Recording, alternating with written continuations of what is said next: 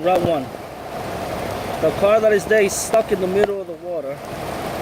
Okay. Going towards Woodbridge Auto Sale, the car dealer. If you see, the police is there. In the water, the car that is stuck. First responder is there. This is where the restaurant is. The police is here too.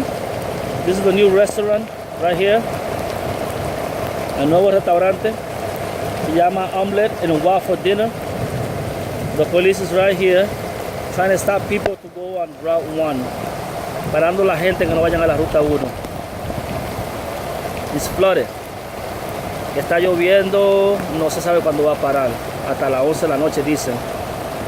By 11 tonight it's going to stop raining. But this is really, really, really bad. This is just the beginning of the flood right now. Really bad.